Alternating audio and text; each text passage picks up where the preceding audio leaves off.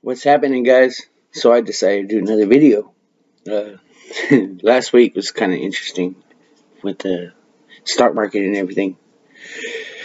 With the GME, GameStop, that was pretty freaking crazy. Uh, they were also doing like Nokia and what other one did they do? AMC. It was pretty fun. It was fun to watch. It's nice to see the little guy make it. I like watching like the underdogs. I like the underdogs to make it. It's pretty awesome. As for me, not much has been going on. I've just been here. Got to hang out with my grandkids. That's fun. I like it. What are y'all up to? Just here on a Sunday. What's today? What is today? Today is the 31st, the end of January. I thought fucking 2021 was gonna be better. Damn it. Damn it. It just keeps fucking pushing. It just keeps going, going, going, going, right? Oh well. We gotta make the best of what we got, right? Um, my wife, my wife has been hurting. She fell a couple days ago. She was she has MS. We've been kind of battling that for the last couple of years or a few years. But she's a fighter. My wife's a fighter. I love her. Me, well, I guess we're gonna be working till 5 all week next week. Blech. I hate fucking working. I hate overtime. I hate fucking working overtime. But I guess it's money, right? Um, I guess you gotta do what you gotta do. I'm a machinist by trade. I've been a machinist for since 2007. Uh, it's pretty. It has its up and downs. It. I remember I quit the job for a while and went to the oil field, but I think I kind of missed it for a while. I don't know why. It's kind of weird. We pretty much like. I guess it's just the math and trying to figure stuff out. I like to figure stuff out. I like to if there's a problem, I like to learn how to fix it. And with machines, you have to know how to diagnose. You have to know how to figure stuff out. You have to know how you have offsets. You have to deal with math. Like when I say offsets, it's like X, Y, like X equals whatever, Y equals whatever. You have Z offset. It's your depth. Like if you were cutting a board that's 3/4 of an inch or whatever, you would have to plug that in. And I like doing that. I don't know why. I've always, I guess somehow I became a natural machinist. I got lucky when I got the job. Uh, whenever before I got the job, I was a landscaper. That was horrible. You're always working in the damn sun and shit. And I would trim trees, or we would mow lawns or whatever, and that was horrible. I wouldn't do that again. I wouldn't recommend anybody doing that. It's a hard life to live, for sure. But I'm a machine. I got lucky because one day I got off of work at like 7. I think it was like a 7 in the afternoon, and a friend of my mom's friend, because my mom lived like in a little duplex or whatever, and kind of saw me, and he was like, "So what do you do for a living?" I was like, "I'm a landscaper," and he goes, "That sounds like hard work. You want to do something easier?" I was like, "Hell yeah!"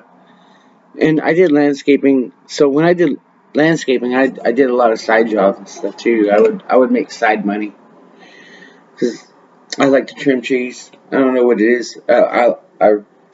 There's something about trimming trees. You make something that's like it's an art, I guess. Yeah, it's an art for sure. and I trim trees on the side. Anyway, when he asked me that, I was like, for sure, I'm ready to do something easy. And he goes, well, I got a job for you. And at first, it was just like I was gonna drive a forklift. It was just for me to drive around, get material, take it to wherever. And I guess he liked the way I did the job. I don't know. And they need another machinist because we got busy. Well, when we got busy, they wanted somebody to run the machine. He asked me if we wanted to run the machine. I said, "Fuck it, why not?" So it's a route tech. It's a SEMI route tech. It was a 5 axis at the time. We took out the other 5 axes like 4 years ago. But it was a 5 axis machine, and technically what that means is it can do like vertical. It could do like a vertical route. It could do a horizontal route. It could do 45 to like 90-degree route. It could do whatever. And I learned that. That was a tough freaking deal.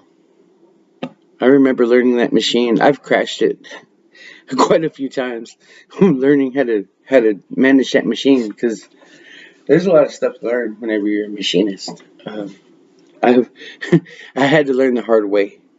That was it was an interesting process. Whenever when when they would teach me, I would learn like the offsets. You have different materials and stuff like that, 4x8, 5x8, stuff like that, and so you can't get that wrong. You put in like you have it. So you have it. Your offsets are like X. It's like from left to right. You have your Y, which is, uh, I guess you would say that's up and down, or not up and down. I guess that would be like north to south or something like that. Who knows? I mean, it's you have different. Okay, here's a good example because I'm screwing this up. Uh, your X and your Y are like, I don't know if you've ever taken geometry or something like that. Your X goes this way, Y goes that way, and your Z is like up and down. Like it's a vertical direction, and sometimes I would get that wrong because I didn't fully understand what machining was at the time. It's a whole nother animal, especially when you have a machine that you have to put those offsets in manually. Like you have nowadays, they have machines you don't have to deal with that. One of the machines I work with is a BSE uh, Rover, and that thing pretty much the programmer does the job, and that's pretty cool. Um, as long as the programmer's good, hint hint. But if but on the other machine, if the programmer can, it's not the programmer's job to plug in the offsets. It's my job. You got to know what you're doing, and you have a spoil board. A spoil board is the board that you use to suck down the parts. It's like a 3/4 inch to half-inch MDF, and it just sucks down to the table, and it uses a vacuum, like a separate, like it's like a compressor, a reverse compressor, and it sucks all the air down, and that part goes. The sheet that you're gonna cut, it goes down on the table, and whenever you plug in like the Z offset, you have to add the spoil board plus the material. And if you get that wrong, what happens is you got a solid carbide bit that goes into the table, and that's a bad day. A very bad day. I've had the sound of a solid carbide bit hitting aluminum is a horrible sound. I've hit that table twice. I've hit the pins twice. I've I've made every mistake in the book. It was a long process. But it was fun. It's always been fun. And hell, I've been doing this since 2007, I think. And I've got like, what is it, 7 to 10? I've got like 15 years experience on machining. My math's probably off. What is it, 7? 2017 is 10, 18, 19, 20, 21. So, okay. So it's 9 years experience on machining. It's not a bad job for real. I just don't like. I guess I'm getting bored of it. I want to try something else. For any of you that want to take up machining, I really suggest you look at it. It's not that bad. I I kind of found like a love for it. It's hard to it's hard to explain because there's just so much is involved in machining. And I learned how to run not just like wood routing. I learned how to run metal. Like I can run a plasma cutter, a CNC plasma cutter. I can run a CNC lathe. We have a CNC lathe at where I work, and I used to run the hell out of that one. And it's not bad. It's fun. You should, if you ever thought about being a machinist, you should try it. I like it. I've always liked it. I'm hell for my shop in the back. I want to get a CNC. I want to get two actually. I want to get a CNC lathe. I want to get a CNC plasma cutter. They're pretty fun. And I've also learned how to do like cabinet work all my life, or not all of my life, but talking shit. Um, like that's the type of place we do. We do cabinets for Michael's stores. Michael's has been pretty friendly to us, I guess. We've been pretty busy throughout this whole pandemic, so I can't complain. I know most people are out of a job right now. If you're in like the restaurant business or the bar business, I can only imagine. I can't. No, I can't imagine. I can't. My heart goes out to you guys. I wish I could help you. I'm not rich, or else I would. I wish that I hope that you guys find something. There's a lot of people that do. There's been a lot of OnlyFans, all these people on OnlyFans, all these chicks. I've been watching that. We're not watching OnlyFans, but I've been watching that. OnlyFans has become a big deal in this pandemic, and that's cool. Hey, to each their own. I mean, you can make money. You can make money. There's nothing wrong with how you make money. I guess as long as it's legal. And I don't see anything illegal about OnlyFans. It's kind of fun to see the fact that people found another way to make money. I mean, how can you judge a person how they make money? What? Because she's a hot chick and she shows her body, or even not hot, doesn't matter. I mean, if you find her attractive, then you're gonna pay for it, right? So there's nothing wrong with that. I don't think there's nothing wrong with that. I don't think there's nothing wrong with anybody finding a way to make money as long as it's legal, as long as you're working for it. And I can only imagine. I guess they're working for it too. Hell, I'm trying to find another alternative to make money. But you always gotta find some way to like better yourself. Can't just like sit still, especially if you're at a job that you're bored with, or if you're like stuck in an office. You want to figure something out, right? That's our whole deal in life. And there's nothing wrong with that. Always better yourself. Yeah, I'm still smoking this shit. Cigarettes are gonna be the death of me, I guess. If I can figure out a way to quit them. If you can figure out a way to quit, let me know. I've tried quitting cold turkey. I've tried quitting using pills and shit. Just like them, I guess. I don't know. I don't like the way I feel after smoking all weekend. It's, that's a pretty harsh feeling.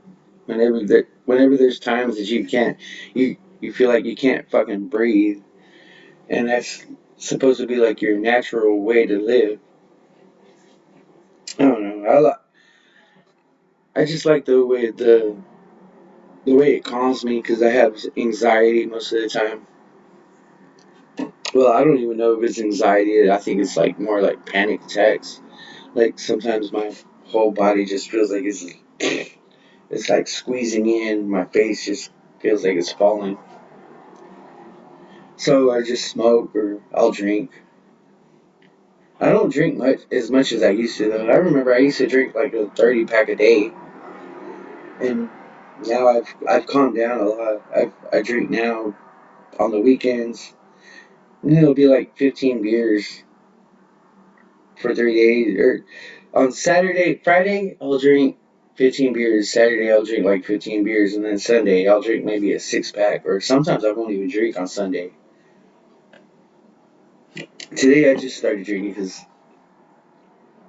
my anxiety just started kicking my ass. And that's why I'm making this video too. Maybe maybe I'll just feel better. I don't know.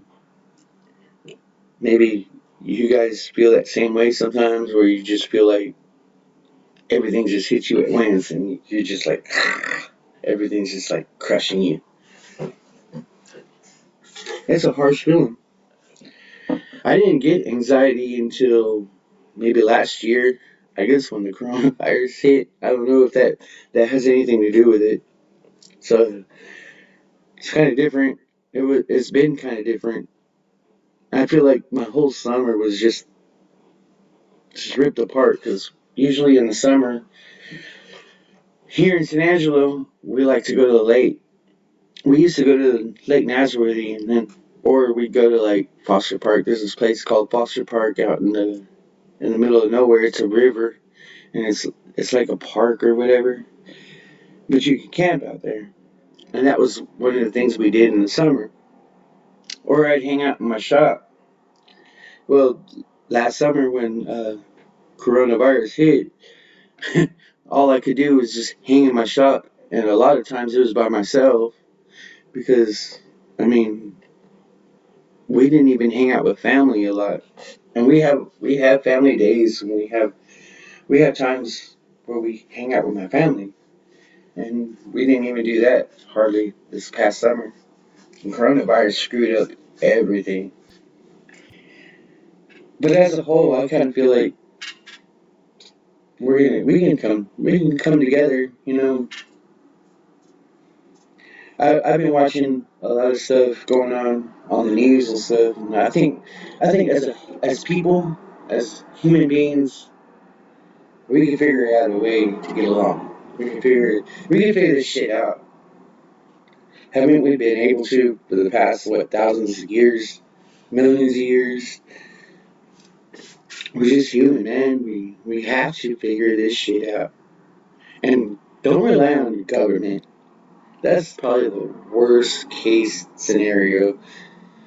Look, I'm not I'm not big on trashing either side, but this the fact that we have somebody in office that's putting these executive orders that are throwing people out of jobs, and now he's reenacting uh, basically what's Obamacare, and I don't know how that's going to end up because last time we had Obamacare, I ended up having to pay $200 every year because I couldn't afford insurance.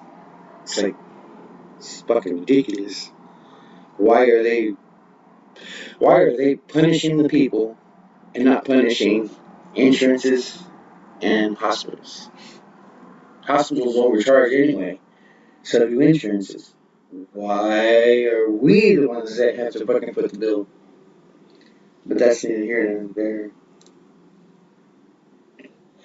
So how are you guys doing tonight? I hope you guys are doing good. It's been a pretty good day today. It was a nice day. I think the high got like at 70 here in San Angelo, Texas. I don't know where you're from. It's probably colder, probably freezing. I don't even know how you guys live in the north. My sister lives in up north, and it looks like it gets pretty fucking cold. I don't know how you guys do that. I like it warm. I'm a warm person. I like it 70 and up. Once it gets below 70, I got my hoodie on or I got my jacket on. Fuck all that nonsense. I hate the cold. The cold is the worst. At the same time, see, this is what's funny is like when you live in Texas, you get below 30 or below 20, and then you can also get like over 100, like 112. Those days suck too. I remember last year we got 112, and the building that I work in, you feel the weather. Like if it gets below 30 degrees, you're fucking freezing in that building, and there's nothing you can do about it. Or if it gets 112, you feel like you're cooking very slowly because it feels like an oven. It's fucking nuts. And that's Texas for you. That's what happens when you live in Texas, or at least West Texas, because I don't know if any of you know where San Angelo is. It's like sort of in the middle. It's like I guess they say Brady, Texas is the heart of Texas, so we're like northwest of Brady, and we're right there in between Midland and San Antonio. We're like right in the middle of Texas. I mean, I can tell you, if you look on a map, you can see us right there. We're not that big. They say we're a city. I wouldn't call us a city. We're like a small town, or we're like a big town. We're like too big for our britches sometimes. Fucking San Angelo's fucking nuts. It's, this is the shit we gotta put up with sometimes when you're dealing with like a city government in a small city. I had a we had I have a 1 acre of land behind me, and in the alley we have this like it's like 3 by 100 foot of just grass or whatever. It wasn't even that tall. It was like from this hand to right here. They charged me $200 to do that little bit. They fined me because it was too tall or whatever.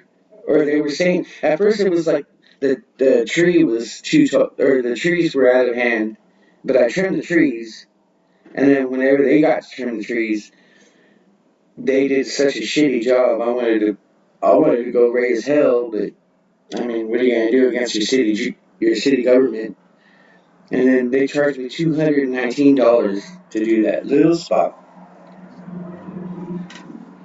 Fuck it, I guess. I mean, all you can do is pay.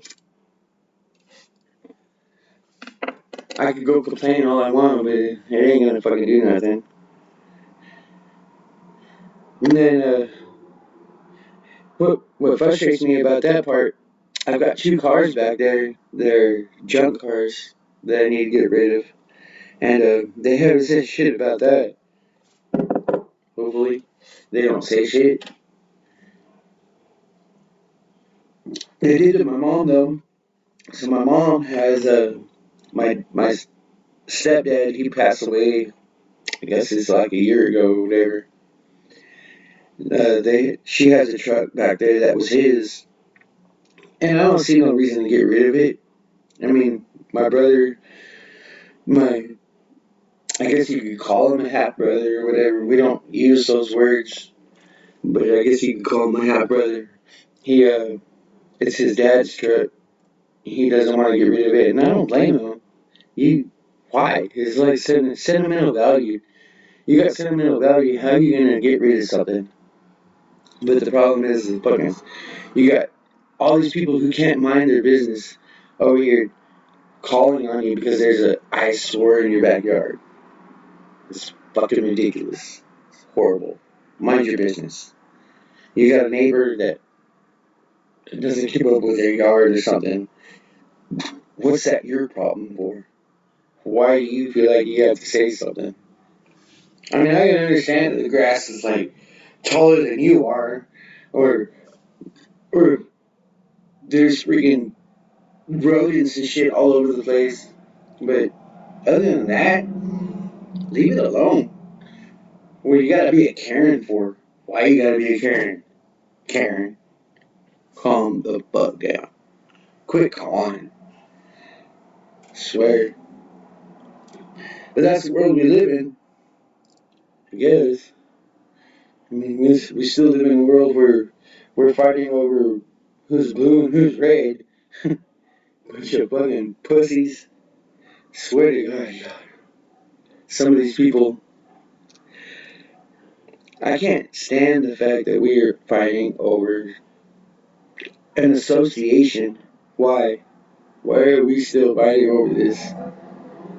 Well, what was funny though, last week, we whenever all that stuff was going on with GameStop, it seemed like you didn't hear nothing about the coronavirus. You didn't hear nothing about uh, gender. You didn't hear nothing about uh, Republican or Democrat. You didn't hear shit.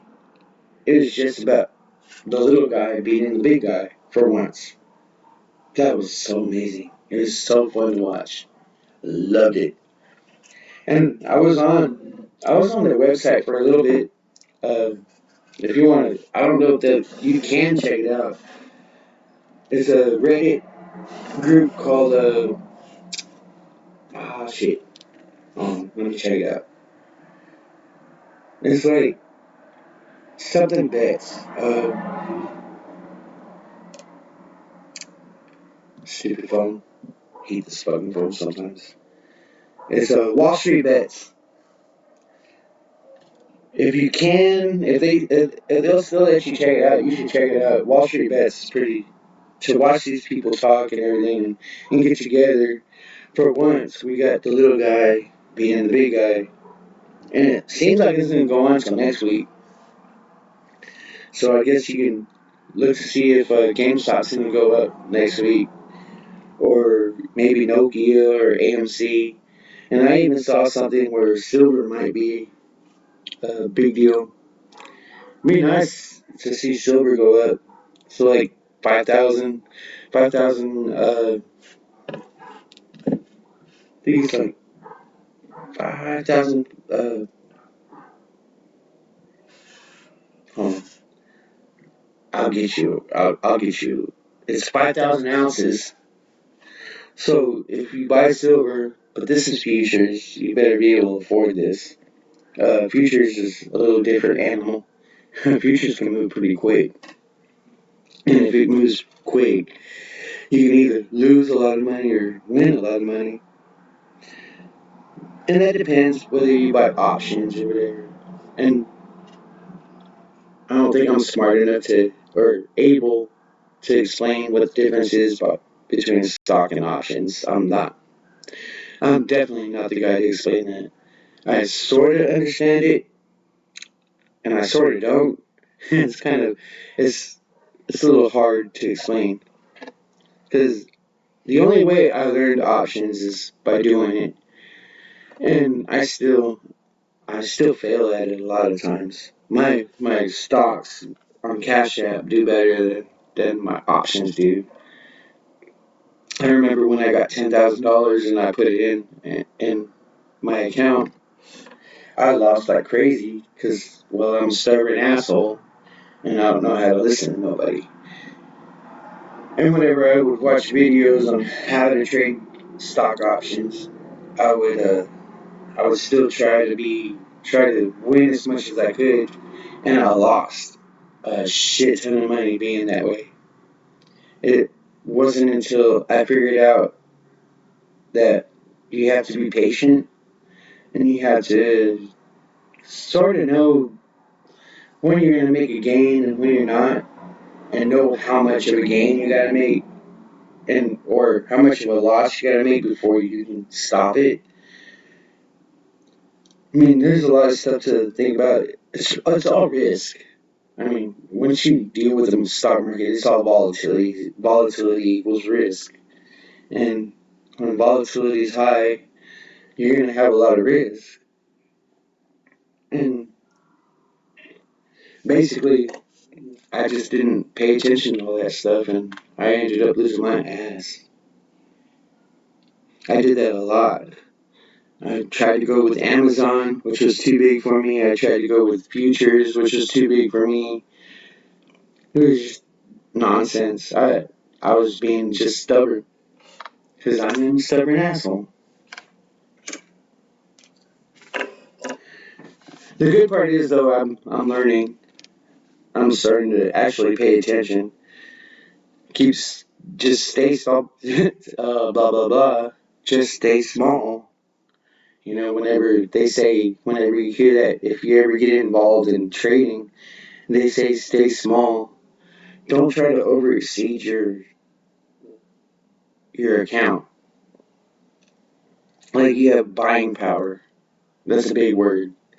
If you have buying power and you want to buy something or sell something, you better have enough buying power to sustain whatever losses you get. And believe me, you're going to get losses. It's going to happen. Sometimes the stock wins, and that's part of it. And it's I'm always wrong directionally. It seems like because I've sold it and I buy, and I can be a short seller, but at least it's with my own money. I don't sit there and borrow money like these fucking hedge funds do. It's all my money, and that's part of the game. You're just trying to make money however direction you go or whatever you do. Right now I have Tesla. I I bought. Oh damn! I feel like I'm gonna regret this tomorrow because a deal came out that Tesla's actually losing money rather than making money. So I kind of feel like Tesla's gonna crash tomorrow. I hope not, because I have a lot of money in Tesla, and then I have Amazon. But I'm always gonna be bullish on Amazon. I can't help it. Amazon's like one of the greatest, one of the one of the kings of the stock market, right? And who knows? They might hit 4,000. They might hit 5,000. Who knows? And then I have oh shit. Look at my cash app. See what I got. I've got. I did hold. I was holding Nokia, but I couldn't afford to hold it anymore. I wasn't going to take that much of a loss. That was horrible. Oh, I have Netflix. Netflix is another good one. I think Netflix is going to come up next year or so. And see, whenever you deal with stocks like that, you're you're in it for the long run. It's not like you're not trying to be a millionaire overnight like some of these other guys are, which is fine. There's a lot of success stories out there that they become millionaires overnight or billionaires overnight. But I know the game now is not to try to become a millionaire overnight. You're in it for the long haul.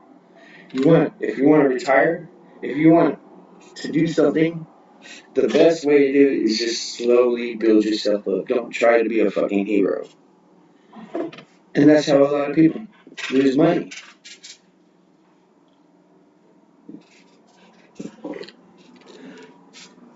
But I find it kind of fun trading stocks. But I have all kinds of freaking hobbies. I like messing with electronics. I've always taken stuff apart. One time my dad gave. I don't know if you guys remember. There used to be these stereos. It had 8 track and it had like the record player and it had the radio and it was like this big old uh, desk looking console. I used to take those apart, take the speakers out, and then wire them up like on the walls or whatever. I would do all kinds of crazy shit with those. Or my dad would get me like a remote control car, and I would take it apart and try to figure out how it worked. My dad would get so pissed off. He'd be like, "You know how much money I spent on that shit?" But I just like taking stuff apart and putting it back together. And it's just like I'm a naturally curious person. I have a whole bunch of projects in my shop. I have electric motors. I like to keep electric motors. I like to keep batteries, like laptop batteries. I like to keep laptop chargers. Like the like these things. If I can get it, like this right here. I like to keep these because you can use them for anything. If you can read like how many volts and how many amps they are, you can be able to light up any. Some of these LEDs they take like 12 volts or whatever. You can light those up, or even 19 volts. Some of these laptop chargers have 19 volts. I think this laptop that I'm doing on this Lenovo, it's a 19 volt charger, and it's like 3 amps, and it's pretty fun. I like screwing with stuff. I've always liked to mess with stuff. I remember my mom telling me a story about. Uh, Remember those bears that she used to get, Teddy Ruxpin, that she used to get, and they would talk to you? I would try to figure out how that worked. I took it apart. When my mom got it for my brother, I had it torn apart, trying to figure out how it worked. Or for our birthday one time, or for my brother's birthday, she bought him a battery operated car. I took it apart just to see how the battery connected to the motor. That's the type of person I am. I like to just see shit. I like to figure stuff out. It's not a bad way to be. I mean, it might be a bad way if you're like burning money all the time. I've done that shit too, but it's not too bad. I have fun. But I guess that's it for tonight. And hopefully you guys are watching or whatever. Comment. Let me know what you think. Good night, guys.